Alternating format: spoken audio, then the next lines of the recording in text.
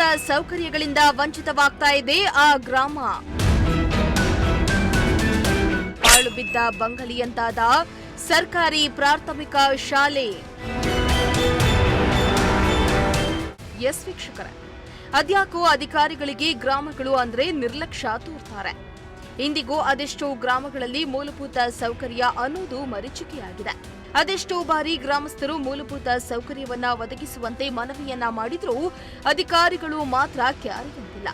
ಇತ್ತ ಇಂತಹದ್ದೇ ಒಂದು ಸಮಸ್ಯೆ ಇದೀಗ ಚಿಕ್ಕನಾಯಕನಹಳ್ಳಿಯಲ್ಲಿ ತಲೆದೂರಿದೆ. ಆ ಗ್ರಾಮವಿಡೀ ಕೆಸರು ಗದ್ದಿಯಾಗಿ ಗ್ರಾಮಸ್ಥರು ಪ್ರತಿನಿತ್ಯ ಓಡಾಡೋಕೆ ಪರದಾಡುವಂತಾಗಿದೆ.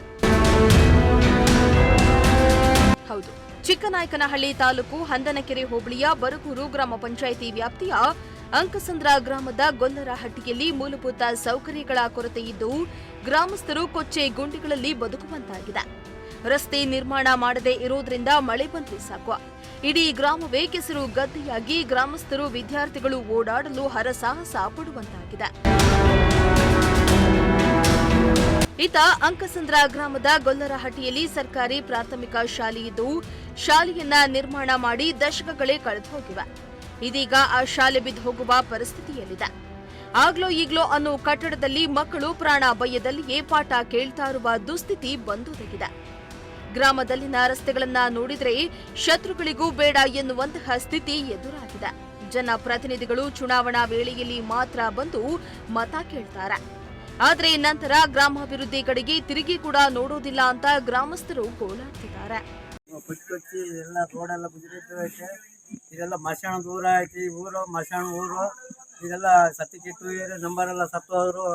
2000 ಇಸ್ವಿಗೆ ಸತ್ತೋದ್ರು. ನಮ್ಮೂರಾಗ ಒಬ್ಬರು ಇಲ್ಲ. ಈಗ ಅಕ್ಸಂದ್ರ ಗ್ರಾಮದವರು ಮಾತ್ರ ಐತೆ. ಏನ್ ಮಾಡ್ಬೇಕು?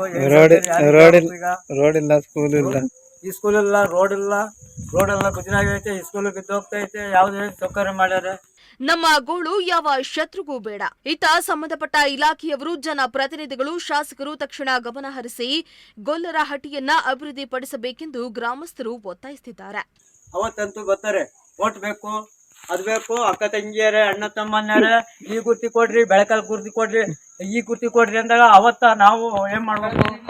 ಅವತ್ತೈತಿ ಮಾತಾಡುತ್ತೀವಿ. ಇವತ್ತು ಏನ್ ಮಾಡ್ರಿ? ರೋಡು ಏನಾಯ್ತು? ರೋಡು ಅದ್ಯಾರು ಕೇಳೋರಿಲ್ಲ. ಇವತ್ತು ಎಲ್ಲ ಸತ್ಕೆಟ್ಟು ಹೋದ್ರು. ನಂಬರ್ ಇಲ್ಲ ನಮ್ಮೂರಾಗ.